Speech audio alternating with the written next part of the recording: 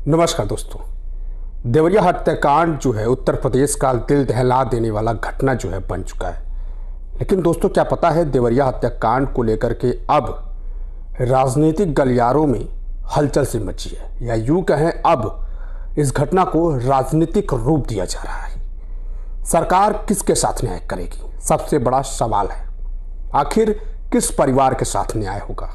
उस परिवार के साथ जिसने अपने 5 सदस्य खो दिए, या फिर उस परिवार के साथ जिसने प्रेमचंद यादव को खो दिया, एक लोगों को? अभी तक देखा यह गया है कि जहां तक सहानुभूति है लोगों की, वो दुबे परिवार के साथ है। और हो क्यों ना, क्योंकि दुबे परिवार के 5 सदस्य की हत्या कर दी गई, जो बहुत ही दर्दनाक थी, जिसमें बच्चे भी शामिल थे। जरा सोचिए।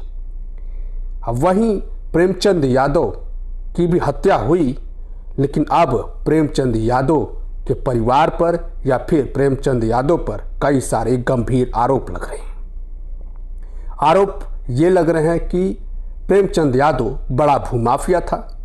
जमीन जिसने 10 बीघा या 9 बीघे के आसपास, लोग कोई जिक्र 9 बीघा का कर रहा है, कोई 10 बीघा का कर रहा है, जो भी जमीन है उसको प्रेम यादव ने जबरदस्ती या जबरन बहला फुसला करके लिखवाया है। और उसी को लेकर के दुबे परिवार जो है काफ़ी नाराज था।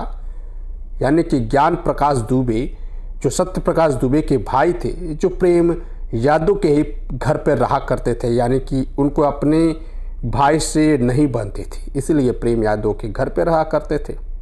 तो क्या जो है प्रेमचंद यादव का जो घर है और तमाम जो ज़मीनें हैं, क्या उस पर बुलडोजर चलेगा या फिर कब्जा होगा सरकारी? ये सवाल उठ रहा है। मुख्यमंत्री योगी आदित्यनाथ जी दुबे परिवार के बच्चे से जो अस्पताल में भर्ती, उससे मिलने पहुंचे और तमाम भाजपा के बड़े नेता या यूं कहें हिंदू संगठन के तमाम बड़े नेता दुबे परिवार के साथ मजबूती से खड़ा है, या यूं कहें घर पर जो है जमावड़ा लगा है। हर रोज कोई ना कोई दुबे परिवार में जाता है, सांत्वना देता है, ढांढस बंधाता है कि न्याय जरूर मिलेगा। लेकिन वहीं यादव परिवार में भी तमाम जो है नेता भी पहुंचे हैं, और ये कहा जा रहा है कि यादव विश्व ब्राह्मण हो रहा है। यानी कि यादव परिवार के घर वो लोग पहुंच रहे हैं जो यादव समर्थक हैं, या फिर जो अलग अलग पार्टी से हैं, तमाम जो हैं जो भाजपा से नहीं है, और तमाम जो पार्टियां हैं विपक्ष के, वो लोग पहुंचे हैं। तो ये कहीं ना कहीं राजनीतिकरण हो गया है। क्या ये सब होना चाहिए? उस परिवार ने भी अपना एक सदस्य खोया है, तो वहीं दुबे परिवार ने भी अपना 5 सदस्य खोया है। दोनों ने अपना परिवार का सदस्य खोया है, कहीं ना कहीं दोनों को तकलीफ है। वहीं प्रेमचंद यादव का जो परिवार है, मुख्यमंत्री योगी आदित्यनाथ जी पे ये कह रहा है कि जो भी जांच हो निष्पक्ष हो। और कहीं ना कहीं वो प्रेमचंद यादव का परिवार ये भी आरोप लगा रहा है कि मेरे घर पर कोई नहीं आ रहा है, प्रशासन जो है मेरे साथ मजबूती से क्यों नहीं खड़ी है? क्या मैंने अपने परिवार का सदस्य नहीं खोया है? क्या मैंने एक सदस्य को इस तरह से नहीं गवा दिया है? लेकिन दोस्तों, कुछ लोग ये भी कह रहे हैं कि पूरे हत्याकांड में तीसरे का हाथ है, ये भी कुछ लोग कह रहे हैं। लेकिन कहीं ना कहीं दोनों पक्षों की जांच होनी चाहिए, ये सरकार को करना चाहिए निष्पक्ष रूप से, क्योंकि बीजेपी की सरकार है और कहीं ना कहीं ब्राह्मण का समर्थन ज़्यादा दिख रहा है। सभी लोग यही कह रहे हैं, और यूट्यूब पे तमाम जगह सोशल मीडिया पे कई लोग ये कमेंट भी कर रहे हैं कि कहीं ना कहीं इसमें जातिवाद की झलक जो है साफ तौर पर देखी जा रही है। तो क्या वास्तव में इस घटना को अब जातिवादी तौर पे देखा जा रहा है? क्या ये घटना जो है अब राजनीतिक और जातिवादी जो है तूल पकड़ता जा रहा है? सबसे बड़ा सवाल बना हुआ है दोस्तों। आप क्या सोचते हैं? क्या सरकार को जातिवाद या फिर ब्राह्मण विश्व यादव को छोड़ करके निष्पक्ष जांच करनी चाहिए? क्योंकि दोनों परिवार ने अपना अपना सदस्य खोया है। ये सरासर बहुत गलत हुआ कि यादव परिवार की जब हत्या हुई, तो जिस तरह से दुबे परिवार के लोगों को निर्मम हत्या की 5 लोगों के लिए, 5 लोगों का, वो कहीं ना कहीं शर्मसार है और निंदनीय है, अपराध है। लेकिन जिसने भी ये किया, तैश में आके किया, इस तरह से किया, ये कहीं ना कहीं वो लोग दंड के भागी हैं, उन्हें दंड जरूर मिलना चाहिए।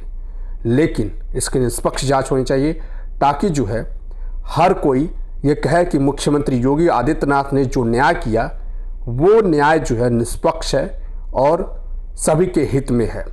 अभी देखते हैं आगे क्या होता है। क्या इन दोनों परिवारों को बखूबी जो है अच्छे तरीके से न्याय मिल पाता है, या फिर ये मामला इसी तरह से राजनीतिक टूल पकड़ता जाता है। सबसे बड़ी तो गलती जो है उन भ्रष्ट अधिकारियों को है, जिन्होंने समय रहते जो है इन घटनाओं का संज्ञान नहीं लिया। अगर समय रहते हुए वो भ्रष्ट अधिकारी जो है इस जमीन का निपटारा कर दिए होते तो शायद इतना बड़ा हादसा नहीं हुआ होता।